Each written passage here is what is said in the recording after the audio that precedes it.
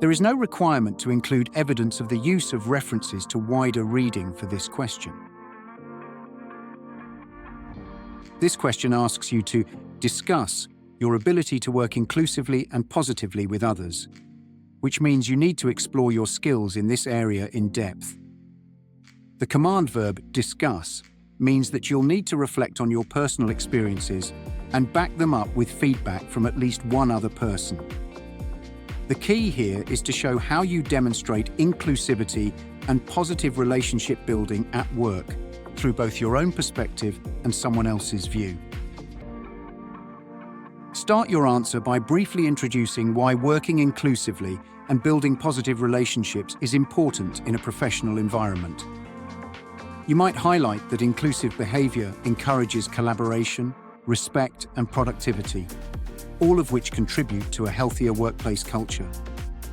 From there, move on to your personal reflections. In your personal reflections, think of specific examples where you've demonstrated inclusive behavior.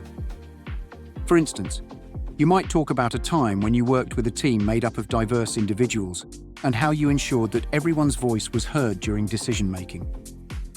You could also mention how you adjust your communication style to accommodate different preferences, showing flexibility and respect for others' needs. These examples should showcase your ability to create a positive, inclusive atmosphere. Next, incorporate feedback from at least one other person. This could be feedback from a colleague, manager, or peer who has observed you working in a team or in a cross-functional setting.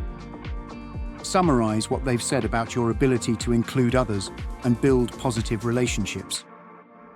For example, perhaps a colleague has mentioned that you always take the time to listen to different perspectives and encourage quieter team members to share their thoughts.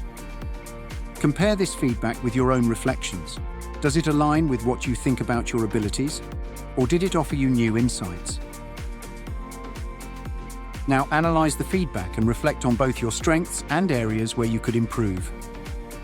Are there any aspects of your inclusive practices that others appreciate? And how does that match your own view? Did the feedback point out areas for growth, such as being more proactive in resolving conflicts or including more perspectives in decision-making? This analysis will help you show a well-rounded understanding of your working style and how it impacts others. When it comes to marking, remember that to achieve a high pass, your answer needs to clearly demonstrate your understanding of inclusive working practices. Your examples should be strong, relevant, and clearly linked to the question. But you do not need to include evidence of the use of references to wider reading. The structure of your response should be clear and coherent, showing a thoughtful balance between personal reflection and external feedback.